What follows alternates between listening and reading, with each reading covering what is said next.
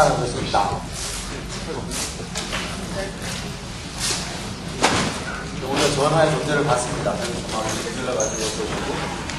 자, 전하가 존재하고 플러스가 있고 마이너스가 있어가지고 부정도가 있다.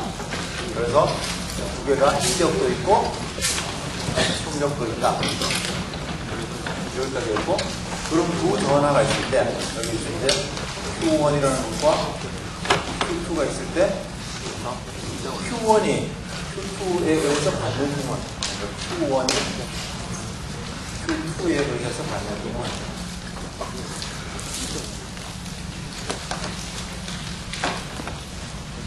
이게 이제 쿨롱 법칙이죠.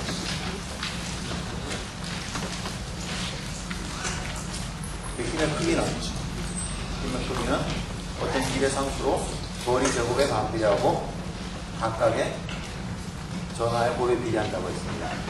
그 다음에 여기서 K라는 것은 4파이 엡실론 제곱분의 1 R 제곱분의 Q1, Q2 해가지고 결국 K라는 것이 상수가 4파이 엡실론 제곱분의 1은 8.99 곱하기 10에 됐을 때 구성했었나요? 집의 구성. 그러면 단위가 들어가야 되는데, 자, 여기서 이제 단위를 볼 때 지난 시간에 이 힘의 단위가 뉴턴이니까, 힘의 단위가 뉴턴이죠. 뉴턴이고, 거리는 이제 미터 제곱이고, 결국엔 우리가 이제 차지, 이 전하에 대한 단위가 새로 나와 필요하게 되죠. 그래서 전하의 단위는 쿨롱을 쓴다고 했습니다. 쿨롱 법칙을 쿨롱을 해서. 그럼 이제 이쪽에 왼쪽에 있는 거를 단위를 막 다 없애가지고 이쪽에 뉴턴을 만들려면은 이거의 단위는 뉴턴, 미터 제곱, 쿨롱 제곱이다. 자, 그럼 여기까지 이제 이건 전하가 받는 힘이고, 그리고 지난 시간에 했던 것이 모체와 구도체라는 걸 이야기했습니다. 적어도 일반 분리 2학기 우리 전자기에서 도체와 구도체의 구분은 아주 간단합니다. 도체 내부에는 전하가 자유롭게 움직일 수 있다. 구도체는 전하가 전혀 움직일 수 없다. 그 점입니다. 여러분들 뭐 나중에 고등학교 때 책 이렇게 보면은 뭐 안에서 자유전자가 어쩌고저쩌고 뭐 전자가 어쩌고저쩌고 하는데 사실 그걸 들어가 복잡합니다. 그냥 간단하게 생각하세요. 도체는 전하가 무조건 자유롭게 움직일 수 있다. 구도체는 못 움직인다. 자, 그럼 도체가 이렇게 있으면은, 도체 내부에다 제가 만약에 전하를 몇 개를 집어넣었다고 합시다. 이렇게 집어넣었다고. 그러면은 얘네들 사이에서는 서로 이제 밀어내기 작용합니다. 그래서 얘네들끼리 서로 밀어냅니다. 밀어내려고 하면 결국에 이 녀석이 이쪽으로 밀려가고, 이 녀석이 이쪽으로 밀려가고, 얘를 밀려가서 결국에는 도체 표면으로까지가 밀려가게 됩니다. 물론 표면에 간 상태에서도 이 녀석끼리는 서로 밀어내기 작용하죠. 그래서 가능하면은 전하들끼리는, 도체 안의 전하들끼리는 가능한 서로 멀리 떨어집니다. 그런데 여기서 얘가 너무 멀리 떨어지면은 이거하고도 가까워지죠. 그래서 그렇게는 안 됩니다. 그래서 적당한 거리를 유지를 해야 됩니다. 가장 적절한 위치를. 그렇지만은 안에는 있을 수가 없어요. 안에는 두 개가 있으면 그냥 이쪽으로 밀려나가면 되는 거죠. 그래서 결국에는 도체의 전하는 표면에만 존재하게 됩니다.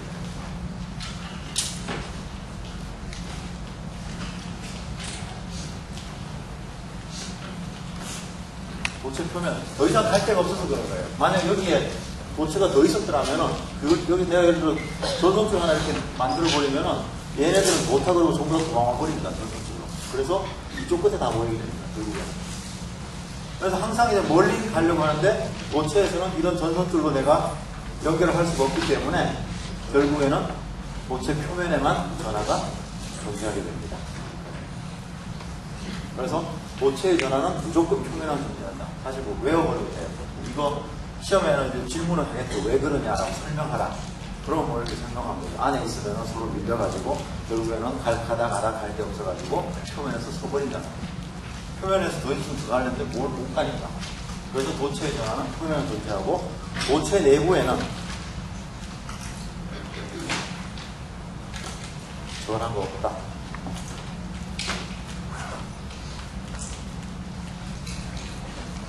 이게 이제 1번 분리에 있어서 넘어갑니다. 물론 또 이제 여러분들이 이제 원자 세계로 들어가면 당연히 전자들이 붙어 있겠죠, 원자 속에. 근데 이제 그거는 일단은 생각을 하는 거 합시다. 우리가 외부에서 전화를 줬을 때 도체 내부에는 전화가 들어갈 수 있습니다.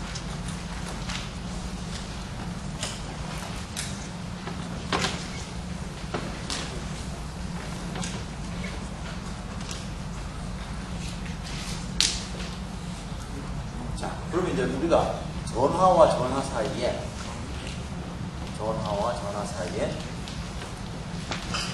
힘을 이야기했어요. 예를 들어서 제가 이제 여기다가 Q2를 넣습니다. Q2를 넣으면은 이 점에다가 Q1을 넣으면은 이 녀석이 뭐 예를 들어서 이렇게 양수가 되고 그러면은 이 녀석이 이쪽 방향으로 힘을 받게 되죠. 내가 만약에 그러면 이 힘은 이제 쿨럼 법칙으로 계산할 수가 있었죠. 내가 만약에 이걸 Q3로 바꿔도 이걸 내가 Q3로 바꿔도 그럼 또 거기에 기대하는 그런 걸 갖게 되고 그럼 이 점에서는 사실은 제가 이제 하고 싶은 건 그거예요. 여기다가 이제 스크린을 치고 막을 치고 저는 저쪽에 뭐가 있는지는 잊어버리고 싶습니다. 이제 뭐가 있겠죠. 차지가 있지만 일단 저는 이 공간의 한 점의 성질을 보고 싶은 거예요. 뭔지는 모르겠지만은 이 공간에다가 내가 전화를 갖다 놓으면은 Q1이나 전화를 갖다 놓으면은 얘는 힘을 받는다는 거예요. 또는 이거를 이제 Q1이 아니라 Q3로 바꿔놓으면은 또 다른 힘을 받게 되고 또 예를 들어 새로운 Q4라는 새로운 차지를 넣으면 음으로 놓으니까 이 녀석도 이쪽으로 힘을 받는 거예요. 자, 그래서 저는 이제 이 공간의 성질을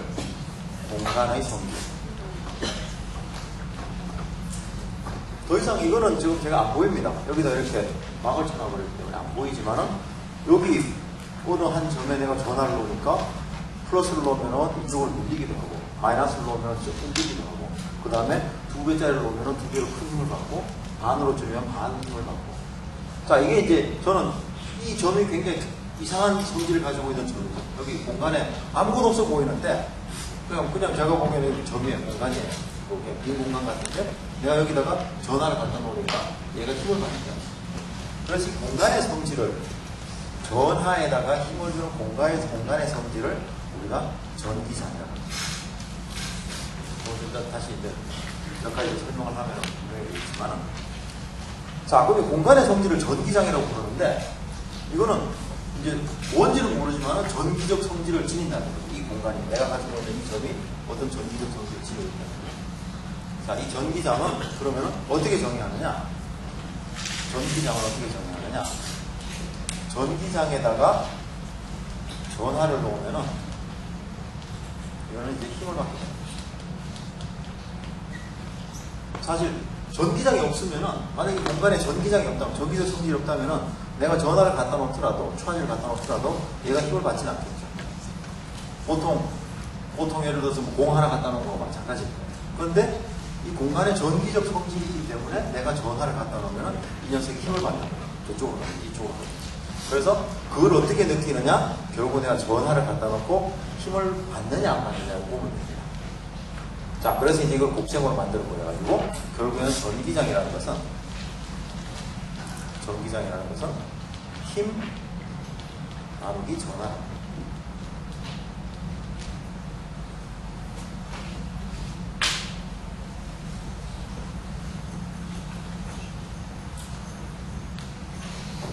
자, 내가 여기서 어떤 전화 Q0를 놨어요.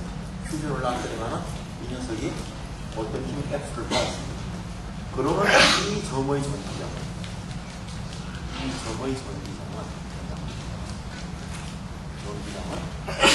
E라는 E 벡터라는 E라는 걸로 쓰고 이거는 이 힘을 Q0로 나눈 값으로 정의를 여기에 전기라는 정의죠.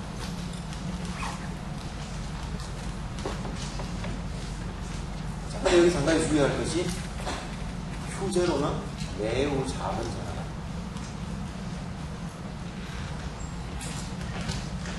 이거 왜 이런 말이 나오느냐 하면은 자, 우리가 이제 간단하게 공을 한번 생각해보죠.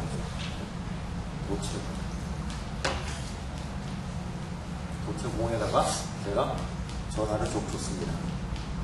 그러면 조금 전에 말했듯이 속에는, 내부에는 전하가 있을 수가 없고 전부 다 바깥으로 밀려가지고 표면에 거리도 일정하게 만나겠죠. 이게 이 공이라면은 완전 구형 대칭이잖아요. 그래서 전하를 넣으면은 표면에 아주 일정하게 쫙 분포할 거예요. 그러면은 결국엔 여기서 일정하게 균일하게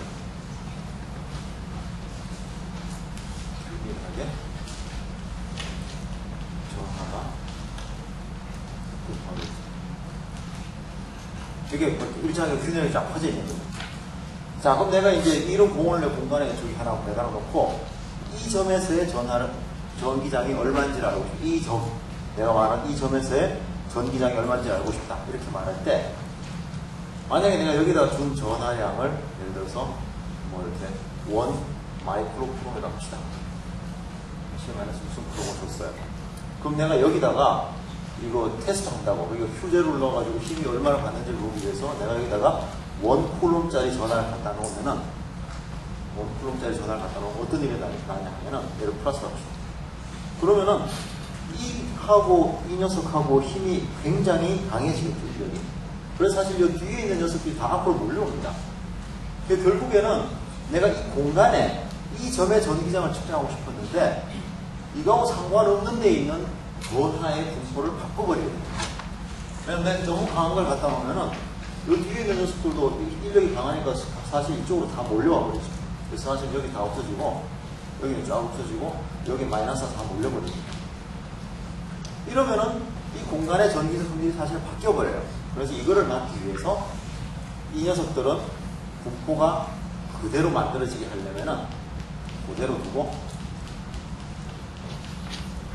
여기에서 아주 작은 양의 Q0를 사실은 0으로 가는 양을 만들어가지고 힘을 측정합니다. 그래서 이제 전기장에 정의를 할 때 이거를 이렇게 정의를 해야 돼요. 그래서 매우 작은 전하 또는 그 점 이외의 공간에서 전하 분포를 바꾸지 않을 정도의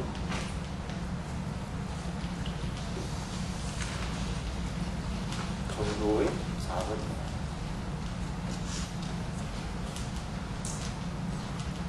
양을 여기 나와보면은 이제 전기량을 측정할 수가 있습니다. 만약에 너무 큰 걸 나와버리면은 이게 바뀌어버리면은 이게 예를 들어서 이쪽으로 다 몰렸다고 합시다. 다 몰렸다고 합시다. 그럼 원래 여기서 지난 시간에 전하가 여러 개 있을 때 전기장도 계산했죠. 저 힘도 계산했었죠. 만약에 이게 여기저기 있었으면 이 녀석하고의 거리 제곱에 어떤 반비례하고 이 녀석과의 거리 제곱에 반비례해서 이게 힘을 받는 걸 구할 텐데 너무 강한 걸 놔가지고 본체 쪽에 이 전하 분포가 바뀌어버리면은 이제부터 거리가 다 달라져 버리죠. 그래서 힘이 달라집니다. 그래서 여기서 아주 작은 전하를 얻는다는 거.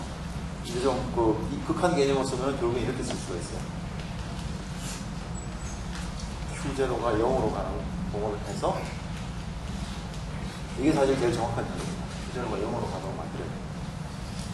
자, 그러면 이제 전기장, 이게 개념이, 그래서 전기장이라는 것은 사실은 전하하고도 관계가 있지만은 각 공간의 성질입니다. 내가 이 한 점을 잡았을 때 이 한 점에 전기장이 얼마가 되느냐. 또는 이제 물론 시간에 대해서 바뀔 수도 있어요. 바뀔 수도 있고, 그냥 공간에 대해서 바뀌죠. 내가 이 점에 있는 전기장하고 이 점에 있는 전기장하고는 값이 다릅니다. 자, 그러면 이제 이걸 이렇게 개념은 이런데 결국에는 전하가 하나가 있다고 했어요. Q라는 전하가. 제가 점전화 하나 놨어요. 그러면 내가 이 점에 전기장은 얼마가 되겠느냐? 그럼 여기다가 제가 Q0라는 아주 작은 전하를 넣습니다. 자, 그러면 여기서 힘을 계산해보면은 결국에는 이 힘은 F라는 것은 이 벡터를 우리가 R 벡터라고 합시다.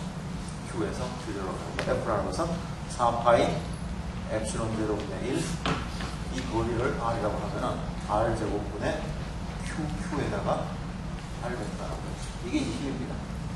Q0. 자, 그럼 이제 전기장을 구하려면 이걸 Q0로 나누면 되고, 결국에 전기장이 나와서 이 Q0은 4파이 엡실론 제로분의 1 R 제곱분의 Q R 제곱. 요게 점 전하가 만들어내는 전기장. 전하가 하나가 있을 때 만들어내는 전기장의 크기는 쿨롬 법칙에서 그쪽에 전하 하나를 떼내면 되는 거죠. 자, 그럼 이제 도대체 전기장의 단위는 뭐가 되느냐? 여기서 뻔하죠. 힘의 단위는 뉴턴이었고 전하의 단위는 쿨롬이니까 전기장의 단위는 뉴턴 퍼 쿨롬. 1쿨롬당 몇 뉴턴이냐? 그래서 전기장의 단위는, 이거의 단위는 뉴턴 퍼 쿨롬이다. 처음에는 이 전기장이라는 것이 지금 여러분들 생각하기에 왜 힘을 써도 되지, 힘 계산해도 다 충분하죠. 힘으로 당연히 할 수 있죠. 그런데 왜 전기장을 쓰느냐? 두 가지가 있는데, 자, 우리가 전기장을 쓰면은 이쪽 차지에 대해서는 우리가 생각을 안 해도 됩니다. 여기 내가 뭐 마음대로 바꿔놓을 수가 있어요. 힘을 해버리면은 내가 여기에다가 1 마이크로 쿨롬을 놨을 때 힘이 얼마였다, 2 마이크로 쿨롬을 놨을 때 힘이 얼마였다, 그거를 다 써줘야 되는데 이 공간에 대해서. 근데 전기장을 써버리면 이 점에 대해서 여기에 전기장이 0.1 뉴턴 퍼 마이크로 뉴턴 퍼 쿨롬이었다. 이래만 써버리면은 그 다음에 이거는 이제 이 공간의 성질은, 전기적 성질은 다 정해져버립니다. 더 이상 여기다가 내가 다른 말이 필요 없어요. 이 전기장이 만큼, 그리고 방향이 만큼이다 그랬으면은 이 공간의 전기적 성질은 이거는 다 정해집니다. 자, 또 두 번째 장점은, 이렇게 되면은 내가 지금은 힘을 계산하려면은 원래 이 전하를 다 세야 돼요. 하나, 둘, 셋, 넷. 힘을 계산할 때마다 내가 이 점에 힘을 계산할 때, 예를 들어서 이거를 1 마이크로 쿨롬 놨을 때, 2 마이크로 쿨롬 놨을 때, 물론 뭐 비례하니까 뭐 쉽게 할 수 있지만은 원칙적으로 보면은 여기 여러 전하가 있으면은 그 전하를 다 따라서 계산을 다 해야 됩니다. 자, 근데 전기장을 도입을 하면은 이제 더 이상 여기다 스크린을 쳐도 돼요. 이제 스크린을 쳐가지고 위에 원래 이 전기장을 만들어낸 전하 분포는 제가 잊어버려도 됩니다. 더 이상 이제 전기장을 어떻게 만들었는지는 말을 안 해도 되고, 전기장이 있다 라고 말을 해버리죠. 그 전기장이 어떻게 만들어졌는지는 나중에 우리가 이제 뭐 따로 이해를 하겠죠. 그렇지만은 원래 이 전하 분포는 제가 잊어버립니다. 그래서 이제 우리는 이 공간 이야기를 합니다. 공간에서 전기장이 어떻게 되느냐.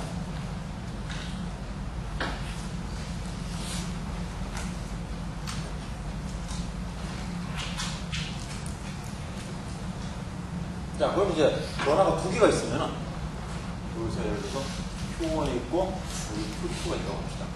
그럼 이 점에서 전기장이 어떻게 되느냐? 이거는 지난 시간에처럼 여기서 해가지고 F1을 받을 테고, 여기다 Q0를 넣으면은 이 녀석은 F2로 바뀌었죠. 그래서 결국에는 받는 힘은 두 개를 붙인 거고요.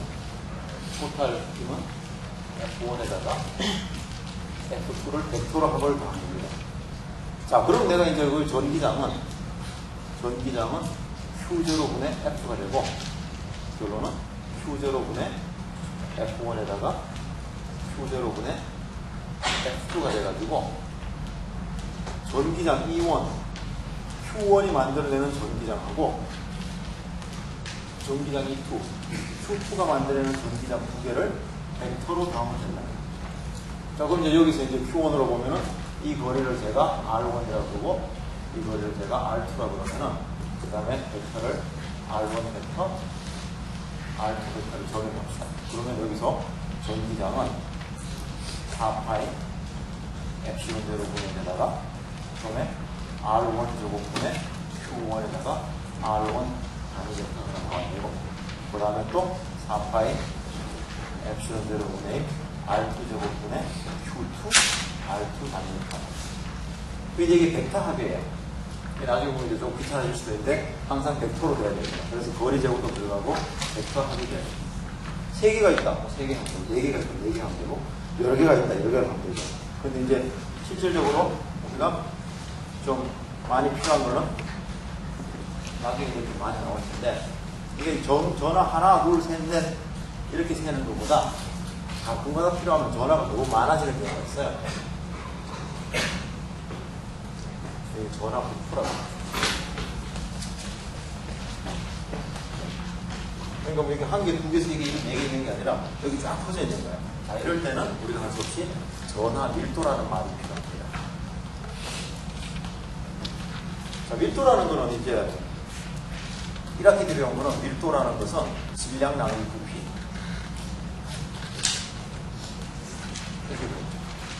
그리고 전하 밀도라는 것은 전하량 나누기.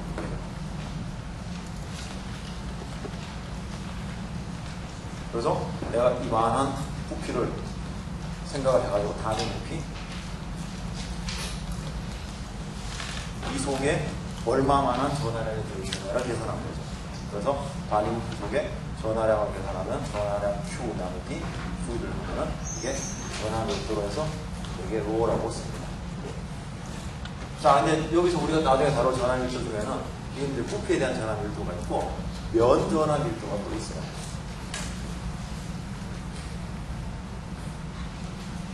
면 전하 밀도.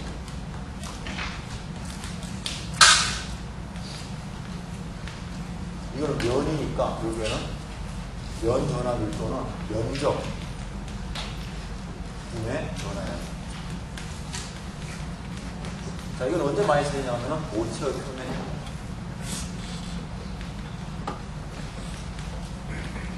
그 도체는 표면에만 전하가 존재한다고 그랬잖아요. 그 도체가 이렇게 있으면, 이게 만약에 이만한 도체가 있으면 여기에 전하들이 쫙 존재합니다. 도체 표면에만. 안에 나오고 앞으로 오고. 자, 이럴 때는 단위 부피를 잡아가지고 단위 면적을 잡아서 요게 들어있는 전하량을 합니다. 그래서 이거를 이게 시그마라고 쓰고 Q 나누기 A가 면적이고. 자, 좀 더 이제 나가면은 1차원으로 가면 선전하 밀도가 있죠. 선전하 밀도는 이제 줄 하나 있을 때 이거는 단위 길이 L에 대해서 얼마가 있느냐. 이게 람다라고 쓰고 L분의 Q가 되죠. 어떻게 됐든 모든 전하 밀도라는 것은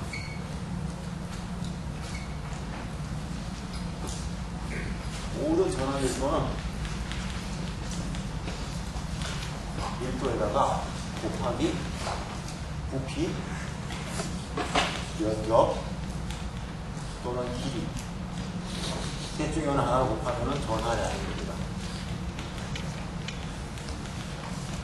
그리고 보통 우리가 말한 부피 전하밀도, 보통에 아무 말 없으면 부피에 관한 전하밀도. 여기에다가 부피를 곱하면은 그래서 로에다가 V를 곱하면 Q가 되고, 시그마에다가 A를 곱하면 전하량이 되고, 그 다음에 람다에다가 L을 곱하면 또 전하량이 됩니다. 그래서 여러분, 우리가 필요한 건 사실 이 전하량이 필요해요. 밀도보다. 왜냐면 이게 쿨러 법칙에 들어가는 거잖아요. 자, 그러면은 쿨러 법칙을 좀 더 확장시켜가지고, 만약에 어떤 분포가 있으면 어떻게 돼요? 여기 이만한 분포가 있는 것이죠. 그래서 전하 분포가 있어가지고 내가 이 점에 그 전기장을 받아. 힘을 보여도 되는데 전기장을 받습니다. 힘은 차지가 없어도 되니까. 자, 그러면은 이 분포가 있으면 적어도 내가 저만큼을 이걸 다 자릅니다. 이렇게 해도 많이 없지만은 잘라놓고 아주 작게 자르게 자른다고 하고 잘라가지고 여기에 있는 녀석을 로에다가 V를 곱하면은 로에다가 요 부피를 델타 V라고 그러면은 델타 Q가 나오겠죠. 자, 그럼 이 녀석하고 이 녀석의 거리를 측정합니다. R1이라고 합시다. 그러면은 여기서 나오는 것이 얘가 주는 전기장의 크기는 델타 E1의 크기는 4파이 엡실론 제곱분의 1 R1 제곱분의 델타 Q가 되겠죠. 이게 전기장의 크기. 여기 있었죠. R1 델타. R1 델타는 요 벡터에서 그 다음에 또 예를 들어서 이 녀석이 하는 거는 거리를 재면 이거 R2가 돼가지고 델타 E2는 4파이 엡실론 제곱분의 1 R2 제곱분의 델타 Q R2 versi까지.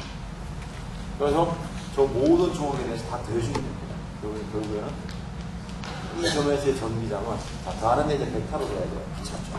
델타 E1 더하기 델타 E2 더하기 어쩌고저쩌고서 델타 E N 얘를 다 더해줍니다.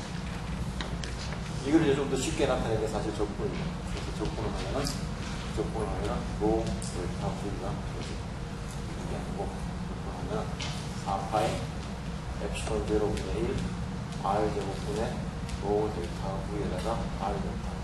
이게 쉽진 않아요. 왜냐면 이거하고 저 뭡니까? 저기 거리하고 방향이 다 바뀌죠. 이거 할 때마다. 저기 뭐 쓰기는 그렇게 쓰는데 대략 저런 개념이니까 실제로는 이거 다 더해봐야 됩니다. 우리는 더하는 걸 하진 않겠습니다. 물리 기본에서는. 물리학, 혹시 관심 있는 사람은 여기 물리학책 보통 교재에 보시면은 이거 하고 있으니까 한번 보세요. 쉬운 경우는 할 거예요. 아주 쉬운 경우는 할 거예요. 복잡한 경우는 안 할 거예요.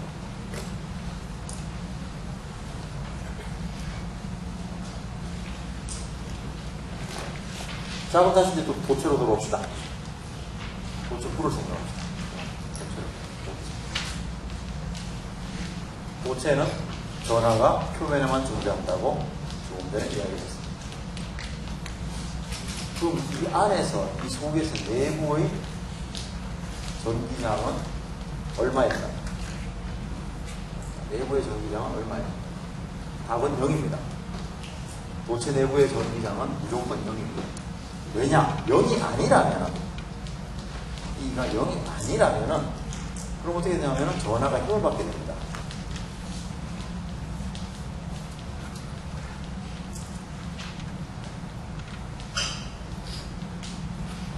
그렇겠죠. 왜냐면 전기장이 0이 아니라면은 힘이라는 게 QE로 해가지고 이게 0이 아니잖아요. 그러니까 힘을 받게 됩니다. 그래서 결국에는 전하가 어디론가 움직여서 나갈 수밖에 없어요. 그래서 움직여서 가게 되면은 안에는 어떻게 되느냐? 결국에는 내부가 0이 될 때까지 0이 아니면은 계속 전하가 움직일 수 있으니까 전기장이 0이 아니라면은 힘을 계속 받게 될 테고 그럼 전하가 어디론가 움직여줘야 되잖아요. 근데 이게 무한정 반복될 수 없어서 어느 순간은 설 거라고 그 서는 순간이 언제냐 하면은 내부의 전기장이 0을 만들도록 전하가 분포하고 나면은 그러면 이제 그때는 성공입니다. 그래서 도체 내부의 전기는 항상 전기장은 항상 0입니다. 자, 그 다음에 이제 도체라는 것은 그러면은 도체 내부의 전기장이 0이 된다는 소리는 무슨 소리냐면은 제가 이 도체를 어느 순간 갑자기 어떤 요소로 마름을 써가지고 그 도체로 만들어 봅시다. 0을 원리가 이래요. 저 순서를 잘 설명해야 되겠네. 자, 도체가 있었습니다.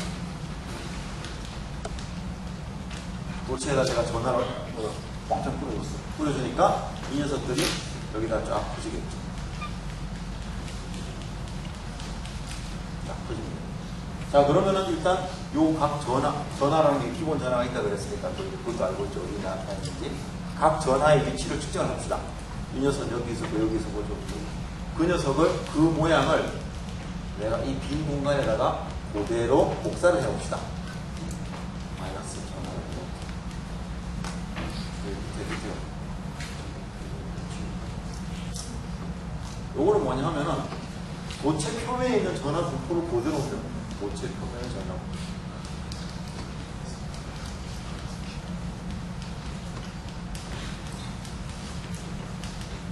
근데 이거 도체는 아니고 제가 빈 공간에다가 점을 찍어가지고 그대로 이렇게 나왔어요. 자, 그러면은 여기에 전기장이 도체 내부는 무조건 0이라는 거죠. 자, 그럼 여기서의 전기장은 어떻게 되냐? 이 점에서 전기장은 이 녀석이 만들어내는 전기장, 이 녀석이 만들어내는 전기장, 이 녀석이 만들어내는 전기장. 아까 여기 전기장이라는 것은 결국에는 이 1에다가 이 2에다가 이 3에다가 어쩌고저쩌고 n까지 다 더해준 게 전기장의 합이죠. n 전기장이죠. 알짜 전기장이죠. 그런데 도체도 마찬가지예요. 도체 내부에서 내가 이 점에 저하면 이 점에 전기장, 이 점에 각 전하가 만드는 전기장을 다 더한 게 전기장입니다. 그런데 이게 0이라고 했어요. 그럼 여기서 가는 게 0이에요. 그래서 도체 표면의 전하 분포를 그대로 갖다 놓으면 0이 됩니다. 이거는 왜 0이 되느냐? 전하 분포가 얘네들이 이 속에 있는 어느 점이든지 전기장이 0이 되도록 분포를 그렇게 자동적으로 해주고 있다는 거예요.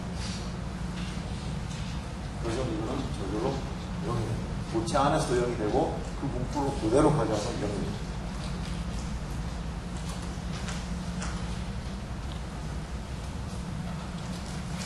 자, 그러고 나면은 결국에는 이 도체 표면에 있는 전하 분포가 도체 내부의 전기량을 0으로 만들어주고 있습니다. 자, 그러면 내가 이 도체를 돈도 비싼데 꽉 채우지 말고 구멍을 뚫어도 돼요. 이만큼 구멍을 뚫어버립시다. 속에 텅 빈 공간으로, 빈 공간으로, 텅 빈 공간으로. 그래도 여기 전기량은 0입니다. 왜냐하면 여기 있는 전기량은 어차피 이 표면의 전하분포로 만들어지는 전기량이기 때문에 표면의 전하분포는 여기서나 여기서나 변하지 않았어요. 그래서 내가 중간에 파내더라도 전기량은 0입니다. 자, 이 말은 도체로 쌓인 공간이 있으면은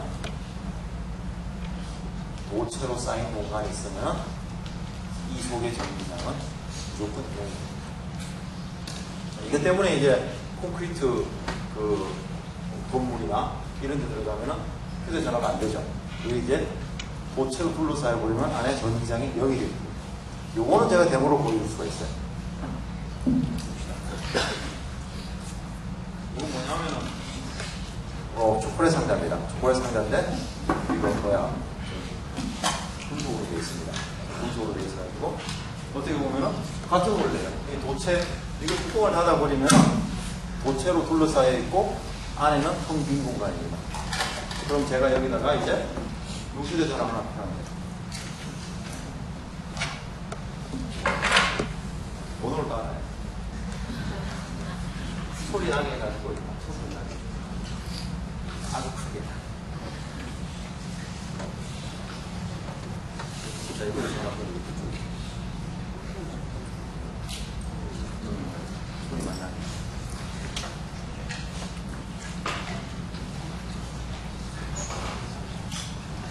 올리지 봅시다.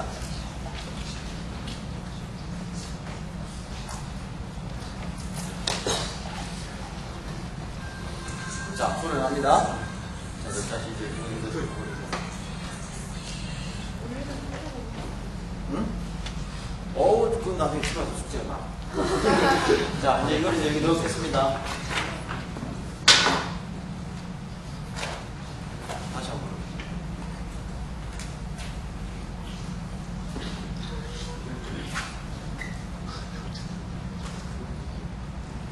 소리 안 나죠?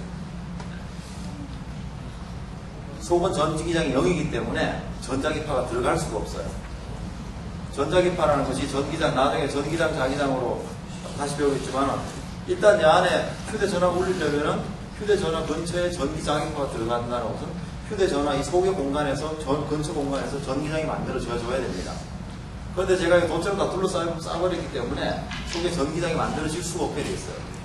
그래서 전파가 들어갈 수가 없죠. 그래서 이 안에 있는 휴대전화는 울리지 않습니다. 다시 한번 보여줘요. 다시 이제 열면은 이제 다시 한번 열면은 뚜껑을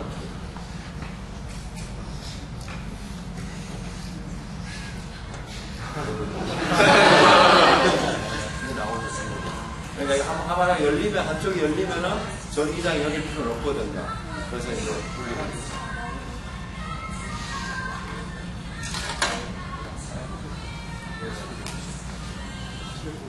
그래서 가정에서 일어나는 특히 어린애가 있는 집에서 자주 일어나는 경우가 휴대전화를 냉장고 안에 넣어버린다든가 또는 그 양철로 된 금속으로 된 쓰레기통에 버리는 경우가 있어요.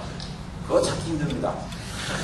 왜냐면 걸어도 이게 수신이 안 돼요. 이게 안에 냉장고가 되보면은 안에 금속으로 둘러싸여 있고 그 다음에 그 양철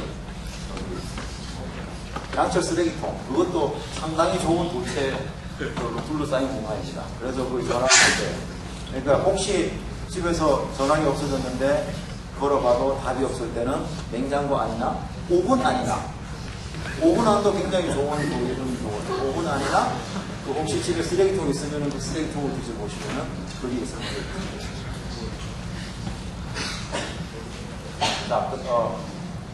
자, 오케이. 그래서 도체 안에는 이거 그냥 외고 있어도 돼요. 도체 내부는 전기장이 0이다. 그냥 이거만 외고만 있어도 상당히 많은 문제를 그냥 풀 수가 있습니다. 그 다음에 도체의 전하는 항상 표면을 존재합니다.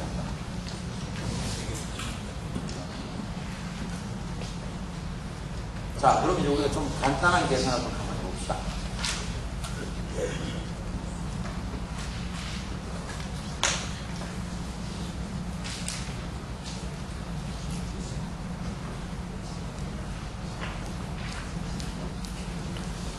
들어가기 전에. 근데 이 전기장이 눈에 안 보이잖아요. 눈에 보이게 만드는 것이 전기력 선입니다. 전기력 선은 마이크로 패러데이가 처음에 들어갔었고,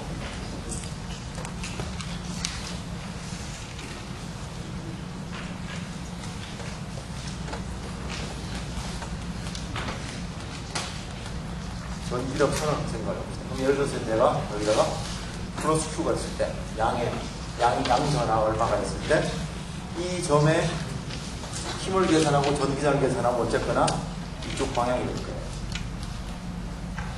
그 다음에 이 점을 계산하면은 여기서 나가는 방향으로 이런 데 나오고, 이 점을 계산하면은 여기서 이쪽 방향, 이 점을 계산하면 이쪽 방향. 그래서 결국에는 다 그거 보면은 중간에 이 전기력 선을 전기장의 크기를 따라서 쭉 따라가 보면은 결국에는 이쪽으로 나가고, 이쪽으로 나가고, 이쪽으로 나가고, 이쪽으로 나가고, 이렇게 퍼져나가는 방향으로 보여주죠. 물론 뭐 여기 사이에 끄도 돼요. 이거 어느 점이든지 다 있으니까. 근데 일단부터는 너무 많이 끄기 힘드니까 어느 정도 대칭성을 유지해서 끄봅시다. 자, 그럼 이제 전기력선을 보면은 뭐 몇 가지를 할 수가 있냐면, 이렇게만 보면은, 여기를 보면은, 여기는 같은 면적의 전기력선이 꽤 많이 지납니다. 가까이 있으니까. 자, 이러면은, 여기가 강한 전기장입니다. 왜냐, 이건 전기력선의 밀도. 이게 촘촘하니까. 똑같은 멀리 가버리면은, 여기 가면 똑같은 길을 하더라도 여기 하나 지나가죠. 여기 약한 전기장.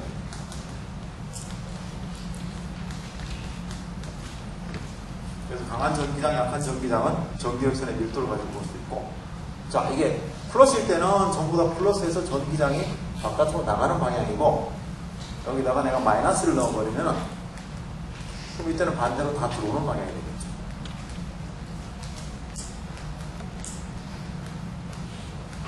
그래서 전부 다 들어오는 방향. 여기도 마찬가지로 또 이제 여기는 강한 전기장이고 멀리는 또 약한 전기장입니다. 그래서 전기력선은 항상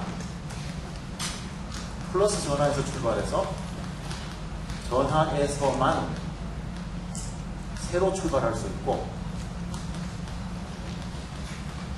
그러니까 빈 공간에서 갑자기 전기력선이 만들어질 수는 없습니다. 항상 전기력선이 처음에 만들어질 때면은 플러스 전하에서만 새로 출발할 수 있고, 마이너스 전하에서만 없어질 수 있습니다.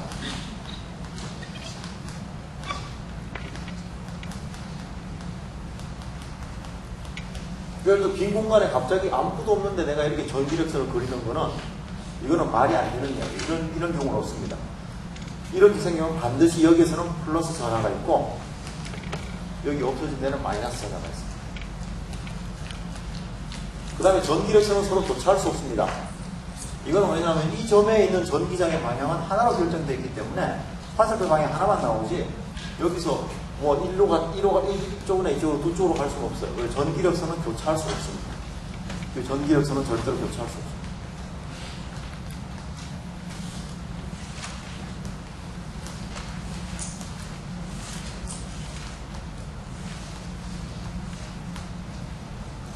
이거 상당히 중요한 얘기예요. 플러스 전하에서만 출발할 수 있다. 그래서 플러스 전하를 이거를 소스라고 부릅니다. 이게 샘물처럼 소스가 샘이라는 뜻이에요. 샘에서 물이 나오듯이 전기력선이 거기서 나오기만 한다는 거고, 마이너스 전하에서는 없어진다. 이거를 뭐라고 부를까요? 집집마다 하나씩 다 있는데 부엌에 싱크라고 부르죠. 그래서 없어지는 거예요. 그래서 이제 없어지는 거예요. 싱크라고.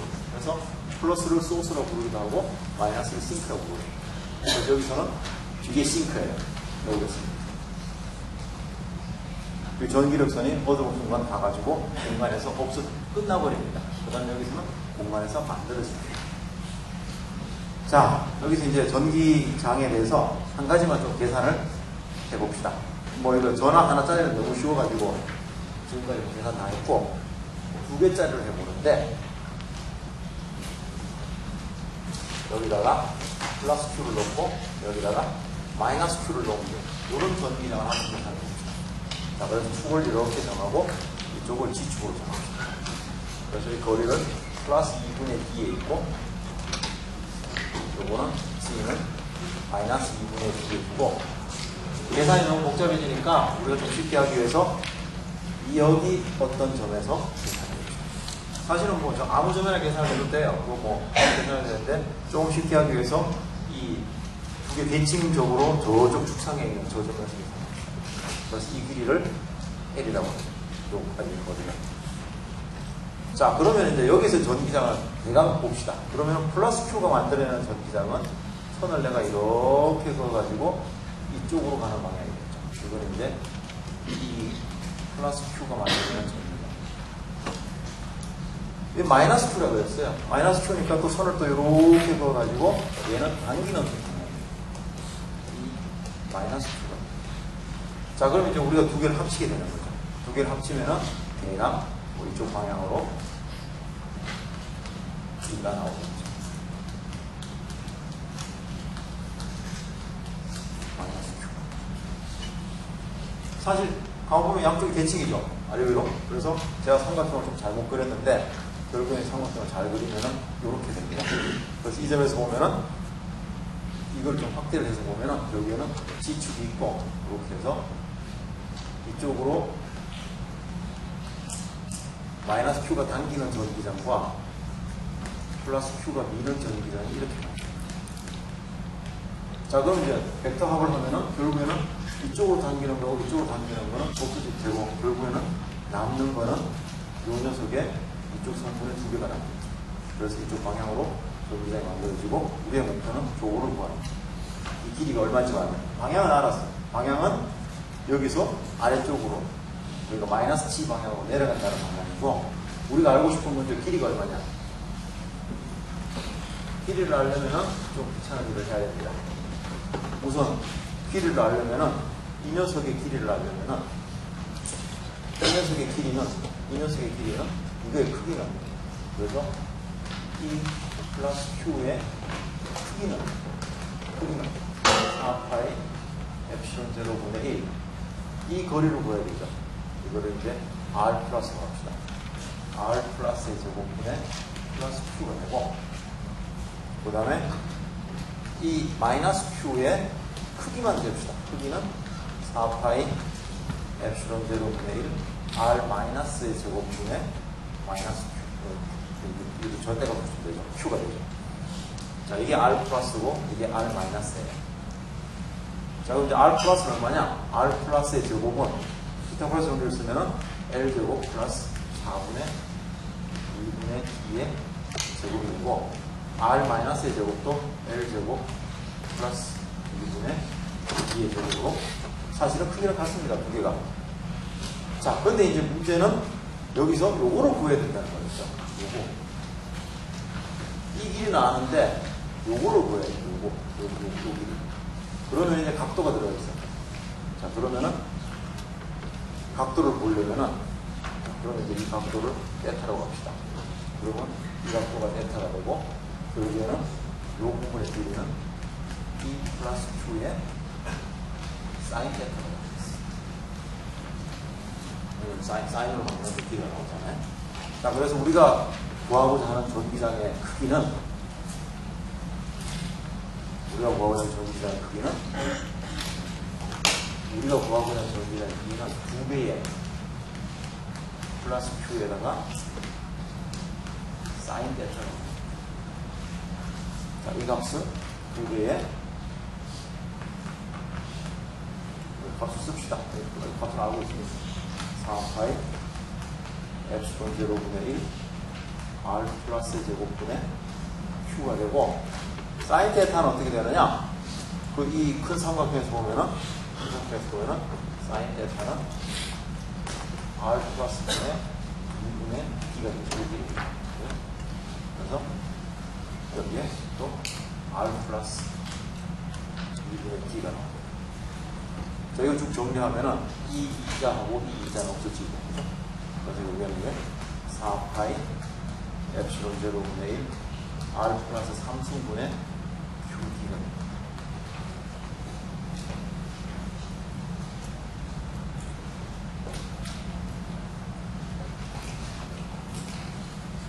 자, QD는, 그럼 여기서 이제,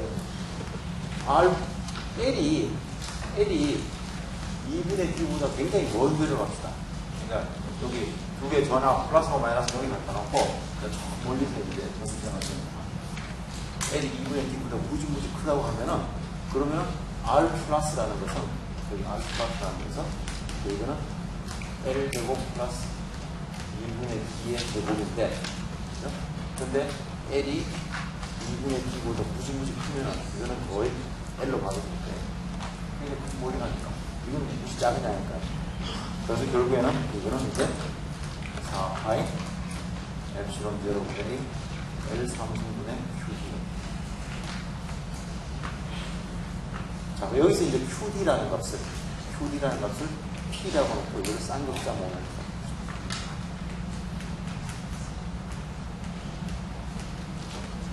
우리가 말한 요거를 플러스 2분의 D하고 마이너스 2분의 D 요거를 우리가 쌍극자라고 해요. 그냥 플러스 하나 있고 마이너스가 있습니다. 그 다음에 그 쌍극자의 크기라고 말할 수도 있는데, 그걸 쌍극자 모멘트를 전하 Q 값에다가 둘 사이의 거리 D를 곱한 QD를 가지고 쌍극자 모멘트 P라고 합니다. 자, 그러면 결국에는 전하 전기나의 크기는 먼 거리에서 4파이 엡실론 0 곱하기 L 3승인데, 여기서 삼성으로 줄어드는 것에 재밌죠. 원래 만약에 이게 없었더라면은, 이 전기장은 R 제곱으로 줄어들겠죠. 원리가 뭐야? R 제곱분의 Q로 줄어들거든요. 그런데 쌍극자 모멘트라는 것은 플러스 Q가 있는데 바로 밑에 마이너스 Q 하나 붙여가지고 두 개의 Q가 약간 상쇄시켜버려요. 물론 저기서 내가 D를 0으로 만들어버리면은, 이거를 0으로 만들어버리면은 전기장은 0입니다. 어디서나. 완전히 상쇄되니까. 근데 내가 이거를 약간 떼버리면은 완전히 상쇄는 안 되고 두 개 떨어져 있는 것들이 효과가 나오는데, 그 효과는 L의 3승에 비례 제곱이에요. 이제 이거는 이제 여기 물 분자 같은 경우, 물 분자 같으면은 산소가 있고 수소가 이렇게 모여있죠. 이게 산소고 수소가 모여있는데, 저는 어떻게 되냐면은 수소는 당연히 플러스죠. 왜냐하면 수소 원자력이 있었으니까. 근데 수소가 저기 마이너스를 뺏겨가지고 전자를 뺏기기 때문에 마이너스는 이쪽으로 가서 붙죠. 그래서 전체적으로 보면은 마이너스가 여기 있고 플러스가 여기 있는 것처럼 보여요. 그래서 물 분자가 쌍극자 모멘트를 가지고 있습니다. 물 자체가 쌍극자 모멘트예요. 사실 이제 그게 아주 큰 역할을 하죠. 물이 쌍극자.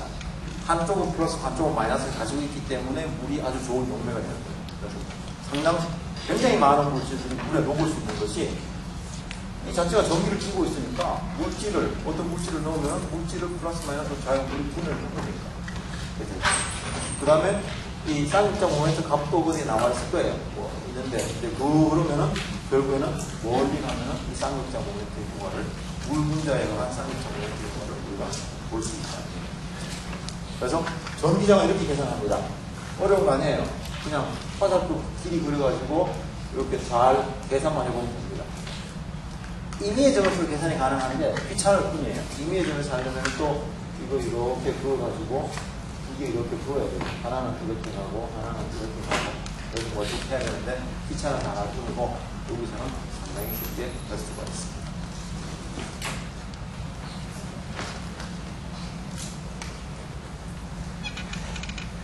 자, 그리고 또 이제 그러면은 전기장을 구하는데, 또 우리가 많이 접하는 전기장을 구하는 것 중에 하나가 구형분포가 있습니다. 그러니까 이제 아까 많이 나온 거 모체구가 마이너스가 이렇게 처음에 균일하게 전화가 있다고 하는데, 그러면 여기에서의 전기장이 어떻게 되느냐? 그러면 여기서의 전기장이 어떻게 되느냐? 이거는 제가 여기라고 읽어놨습니다. 자, 그럼 여기에 전기장이 어떻게 되느냐? 이거 이제 1학기 때 중력할 때 하고 비슷한 이야기인데요. 도체구라면은, 내가 도체구가 아니라 이게, 그러니까 구형, 훈련 매칭, 전화복구라면은, 후 밖에 있는 점에서 전기장이 되면 이 후에 있는 모든 전하가 중심에 있다고 생각하면 됩니다. 이게 Q가 있다고 생각하면 됩니다. 그래서 결국에는 여기까지 R을 해가지고 전기장의 크기는 4파이 엡실론 0분의 1 R 제곱분의 Q로 쓸 수 있습니다. 적분을 하면은 답이 이렇게 나옵니다. 그래서 적분을 직접 하지는 않을 테니까 여러분들은 이 식만 기억을 해보시고. 그래서 결국에 후가 있으면은 사실은 여기 전화, 전기장 다 돼야 되는데 그걸 다 하면 결국에는 이 모든 전하가 후의 중심에 모여있다고 생각해도 된다는 겁니다. 그 다음에 표면에 와 있으면 안에는 0입니다. 이런 거 생각해보고. 가끔가다 또 이제 이런 문제도 낼 수 있죠. 좀 귀찮게 해가지고 그 안에 전화 분포가 로 R로 아예 균일한 전화 분포. 도체구는 아니에요. 도체구는 아니고 균일한 전화 분포.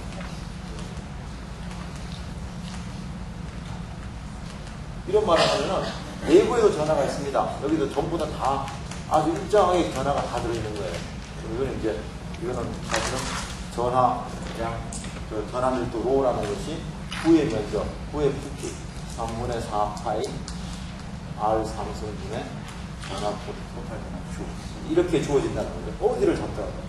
자, 이런 것에 전기장을 구하라 이런 말이 나옵니다. 그럼 이제 1학기 때 우리 중력했던 거 똑같이 하면 됩니다. 중력할 때 밖에는 이거하고 똑같이 하면 돼요. 모든 전화가 중심에 모여있다고 생각하면 되니까 이거는 굉장히 쉽고 안으로 들어가면은 이제 또 1학기 때 했던 그 쉘 디어렘처럼 이렇게 예를 들어 이 점이라 그러면은 여기서 불을 이렇게 잡아가지고 이 바깥에 있는 녀석들은 영향이 없습니다. 안에 있는 녀석들은 영향이 있습니다. 그래서 그 계산을 하면 돼요. 이게 사실 중력 계산하고 똑같으니까 1학기 때 했던 거를 참조하시기 바랍니다. 1학기 때 지구에다가 터널을 뚫고 이렇게 전원 지나갈 때 중력을 계산하라 이런 문제가 있습니다. 그런 문제니까 거기를 참조하시기 바랍니다.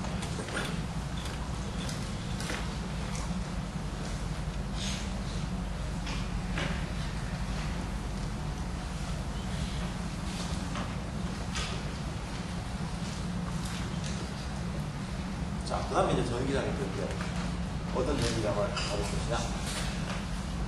우리가 다루고 싶은 것이 무한평면에 있습니다.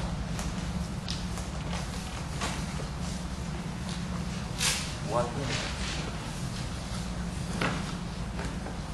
아주 무한한 평면. 무한평면의 평면 도체. 무한평면 도체.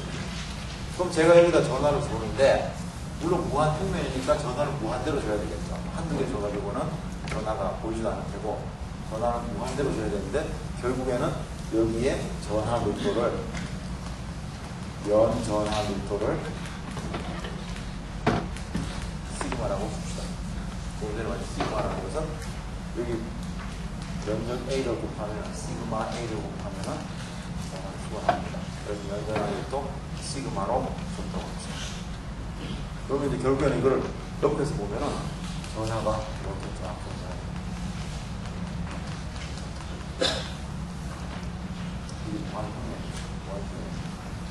자, 이때 이쪽에 전기장의 크기는 2epsilon0분의 시그마로 주어지고 이쪽에 전기장의 크기도 2epsilon0분의 시그마로 주어지고 이게 나중에 이제 다시 보여주겠지만은 전기장의 방향은 이 평면에서 바깥으로 나가는 겁니다.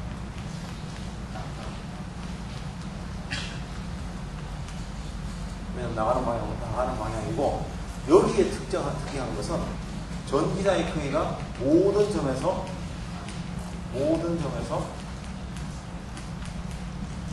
크기 방향이 같습니다. 이 예를 왜 드냐 하면은 지금 우리가 점전화를 놓고 하면은 전기장의 크기가 거리마다 달라지고 방향이 위치마다 다 달라집니다.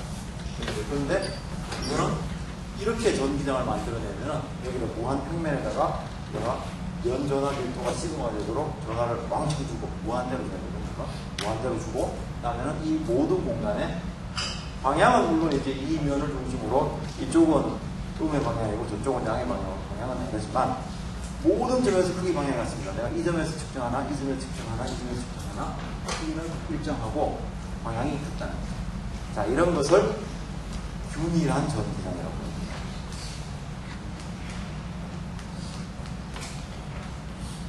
시험 문제 많이 나왔고 균일한 전기장에서 이런 말이 나옵니다. 이 말은 결국에는 균일한 전기장에서 이 말은 전기장 방향이 일정합니다. 그럼 도대체 이런 전기장 어떻게 만드느냐? 전화분포를 무한 평면에다가 균일한 면전한 밀도를 줘버리면은 이 모든 공간에서 균일한 전기장이 만들어져요. 자, 여기서 이제 전기장의 장점이 있습니다.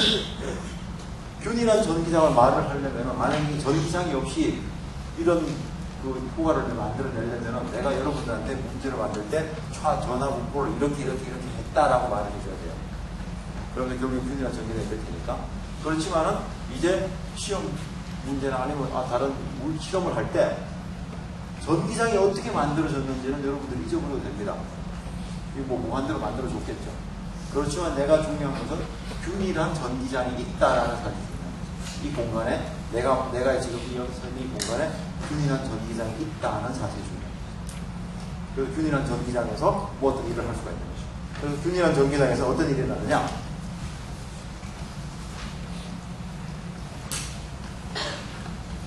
균일한 전기장에서 어떤 일이 나느냐? 여기서 내가 만약에 전압 Q를 놓으면은 균일한 전기장이니까 방향 결정하고 크기 결정합니다. Q를 놓으면은 Q는 F라는 힘을 받는데 QE라는 힘을 받는다.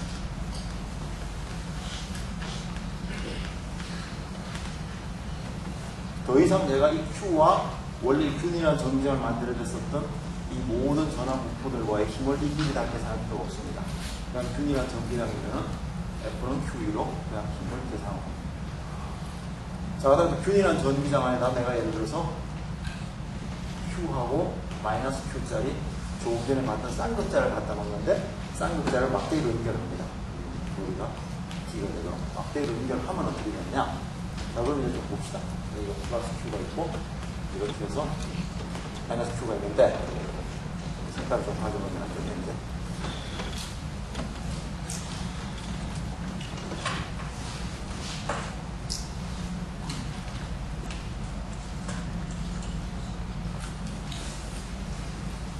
자, 플러스 Q는 힘을 받는데 이쪽 방향을 힘을 받죠. 그래서 Q이라는 힘을 받습니다. 마이너스 Q는 전환량이 마이너스이기 때문에 반대로 힘을 받죠. 마이너스 QE라. 이거 왜 마이너스 QE가 되느냐? 원래 전기장의 경우가 힘 나누기 Q0라고 했어요. 그래서 힘이라는 것은 Q0에다가 1을 곱하면 됩니다. 그래서 전화를 곱하면 되는데 전화가 마이너스면은 전기장의 반대 방향을 됩니다. 자, 그럼 이제 1학기 때 역학을 생각을 하면은 힘 두 개를 받는데 그 힘이 받는 방향이 하나는 오른쪽, 하나는 왼쪽이니까 R자 힘은 0입니다.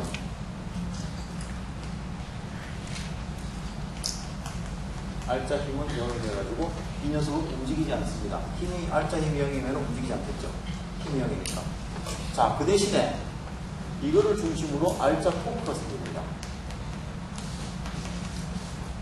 토크는 0이 아닙니다. 토크는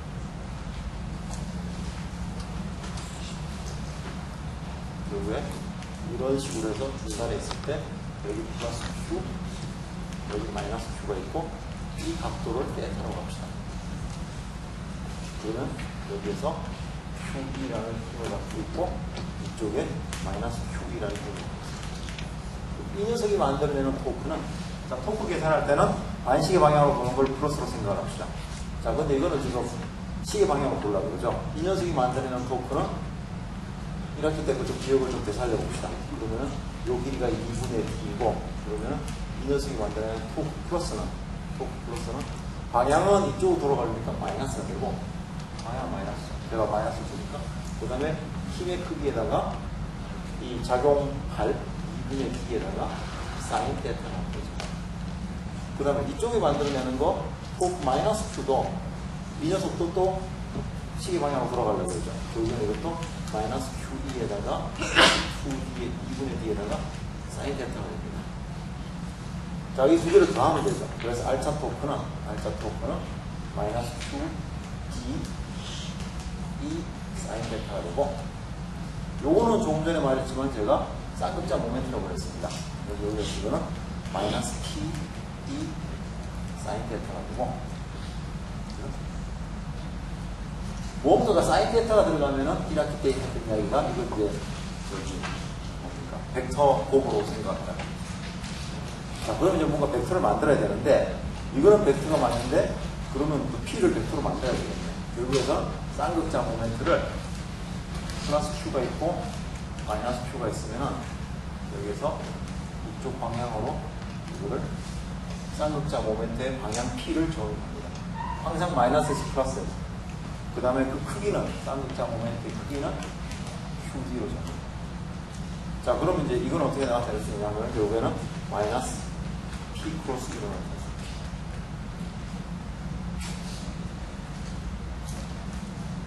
이거 마이너스가 아니라, 이거 봅시다. 이게 크기는, 결국에는, 저기, 타우의 크기는, 토크의 크기는 PE 사인 데타가 되는데, 이거는 결국에는 P 크로스 E의 크기와 같습니다. 방향도 생각을 해보면은, 이게 이제 P 방향 이쪽 방향이고, 이쪽 방향이고, 그 다음에 E 방향 이쪽 방향이고. 그래서 P 크로스 E를 하면은, 들어가는 방향이니까, 우리가 네거티브 방향이 나오죠. 자, 그래서, 균일한 전기장 속에 자기 모멘트 P가 들어가면은, 이 녀석은 토크를 만들어내고, 그 토크의 크기는 P 크로스 균일한 전기장에 Q 전하가 들어있으면 이건 힘을 만들어내고, 그 힘의 크기는 간단하게 QB로 주어집니다. 그래서 전하가 놓여지면 힘을 받게 되고, 쌍극자 모멘트가 놓여지면 돌아가게 됩니다. 자, 저 돌아가는 것이 바로 우리가 저기 뭡니까? 주방에서 아주 편리하게서는 그 마이크로웨이브의 전자오븐의 전자레인지의 원리입니다. 전자레인지는 일단 여러분들이 마른 오징어를 넣고 전자레인지를 돌리면 요리가 되지 않습니다. 전자레인지는 반드시 물이 있어야 됩니다. 물 분자가 조금 전에 뭐라고 그랬어요? 물 분자가 뭐라고 그랬죠? 쌍극자 모멘트라고 그랬죠.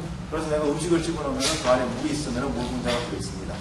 자, 그럼 마이크로웨이브 전자레인지는 뭘 하느냐? 전자파를 발생시키는데, 전자파라는 것은 결국에는 전기장이 1초에 수백만 번씩 뒤집어집니다. 전기장이 계속 뒤집어집니다. 자, 그럼 전기장이 한 방향으로 되어 있었어요. 그러면 한 방향으로 되어 있으면 물 분자는 토크를 받아서 이쪽으로 돌아갑니다. 한참 돌아가려고 하는데 갑자기 전기장이 뒤집어집니다. 그러니까 거기까지 왔더니만 다시 뒤집어지죠. 그럼 물 분자는 다시 반대쪽으로 돌아가겠어요. 반대쪽으로 돌아가고 했는데 또 뒤집어지죠. 그래서 물 분자는 계속 돌아가게 됩니다. 토크를 받아서 진동을 하게 됩니다. 그러면은 얘가 물 분자하고 다른 분자 사이에서 물 분자가 계속 혼자서 이렇게 됐다가 뭐 이쪽으로 갔다가 돌아왔다가 저쪽으로 돌아왔다가 계속 돌게 되면은 진동이 발생되고 그게 열로 나옵니다. 그래서 이제 결국 물이 끓게 되고 그 다음에 요리가 됩니다. 그래서 마이크로웨이브에서는 반드시 물이 필요하고 그 물이 쌍극자 모멘트였기 때문에 가능합니다. 물 분자가 만약에 쌍극자 모멘트가 없었더라면은 아마 마이크로웨이브보다는 좀 더 새로운 방법을 썼어요. 그래서 이게 이제 마이크로웨이브의 원리와 같습니다.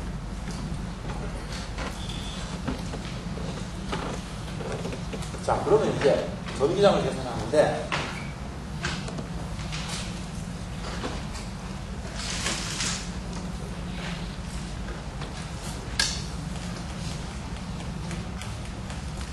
전기장을 하는데, 균일한 전기장을 봅시다. 일단 전기장의 성질을 좀, 전기장의 성질을 몇 개를 좀 보고 싶은 거죠.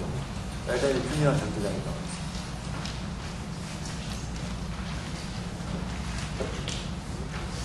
균일한 전기장인데, 자, 여기다 우리가 일단 한 상자를 하나 생각해 봅시다. 이 만화 상자를.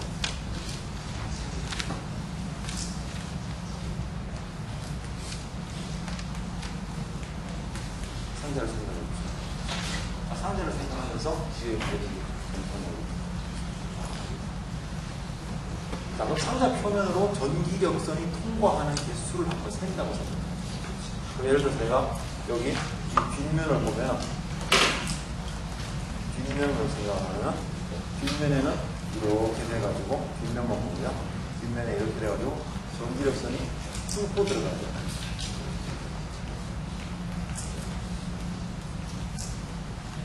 여기 뚫고 들어갑니다.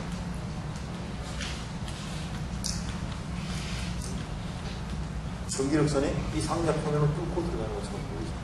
그 다음에 상자 앞면은 보면은,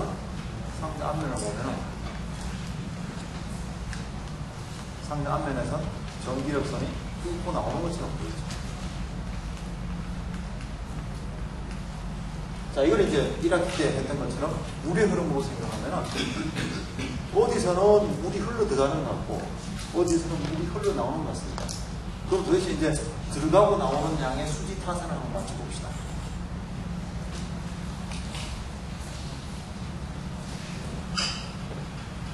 만약에 균일한 자기장이라면, 제가 균일한 자기장을 가면, 균일한 자기장이라면 이 상자의 면적을, 뒷면의 면적을, 이 뒷면의 면적을 A라고 봅시다. 직사각형 상자를 잡았다면 앞면의 면적도 A가 됩니다. 자, 그러면은 이제 그 기호를 잘 잡아야 되는데, 나오는 쪽을 플러스로 합시다. 지금 나오는 거를, 이거를 플러스로 잡읍시다. 그러면은 전기력선의 개수를 세는데, 그럼 면적 A에 나오는 거를 플럭스라고 해가지고 우리가 E의 크기에다가 A를 한번더 적립니다. 그럼 이제 이게 상자 앞면을 통해서 나오는 플럭스야. 흘러나오는 전기력선이야. 그럼 상자 뒷면에는 그러면 이제 들어가는 방향이니까 여기에는 플럭스를 마이너스 이거 크기에다가 A로 보습니다. 자, 그럼 상자 윗면은 어떻게 되느냐? 상자 윗면을 보면은 윗면이 이렇게 되어 있는데, 여기는 전기력선이니까 이렇게 옆으로만 지나가요. 뚫고 들어가는 건 아무도 없습니다. 상자 윗면이니까 윗면에 지나가만 하면 뚫고 들어가는 거 없잖아요. 그래서 이때는 우리가 뚫고 들어가는 게 없으니까 결국에는 파이를 0이라고 합니다. 아랫면도 마찬가지고 옆면도 마찬가지고. 그래서 상자가 6면이 있을 때,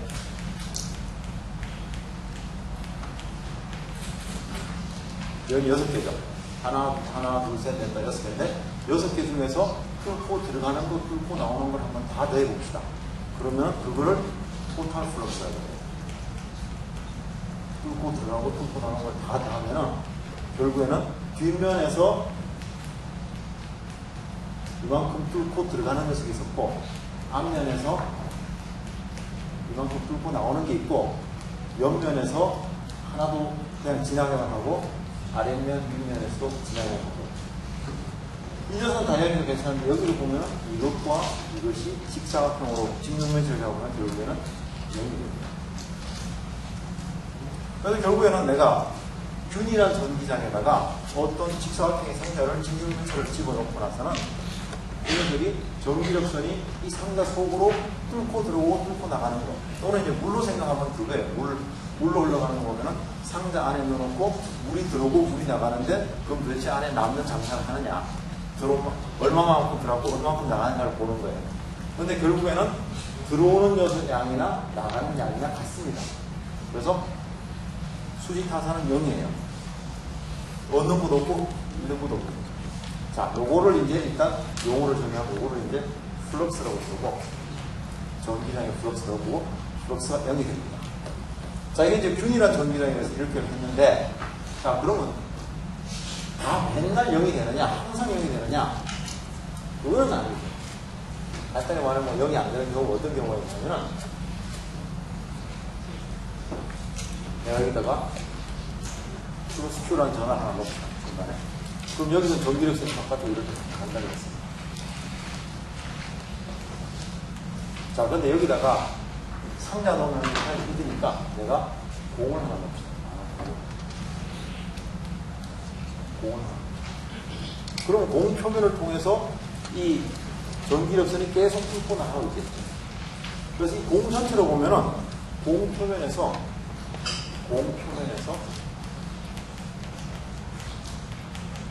전기력선이 뚫고 나가고 있습니다.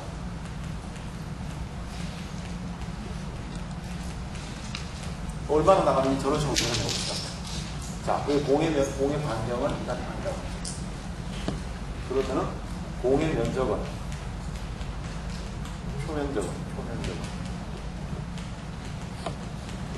표면적은 4파이 r제곱 겁니다. 자, 그 다음에 그럼 여기에서 뚫고 나가는 전기장의 크기는, 다행히 내가 이걸 공으로 일정한 반경을 잡기 때문에 전기장의 크기가 다 똑같습니다. 전기장의 크기는 4파이 엡실론 제로분의 1 r제곱분의 q가 되죠. 자, 그럼 저기처럼 뚫고 나가는 양을 계산하면 파이라는 것은 면적에다가 4파이 엡실론 제로분의 1 r제곱분의 q를 하면은 4파이 r제곱 없어지고 그 엡실론 제로분의 q가 돼가지고 이거는 양 플러스 0이 아닙니다. 그러니까 결론적으로 보면은 내가 어떤 이 수지 타산을 계산할 때 플러스 차지가 있는 그거를 나의 상자, 내가 생각하는 상자라고 해요. 상자. 이거는 직육면제 상자고 저거는 동그란 상자예요. 동그란 상자 속에다가 전항 플러스 Q를 집어넣고 계산을 하면은 뭔가 남는 장사예요. 플러스가 나오죠. 자, 똑같은 거를 마이너스로 했다면은, 여기다 이제 마이너스 Q를 넣고 했다면은, 마이너스 Q를 넣고, 그러면 이제 여기는 안으로 계속 들어오면 되죠.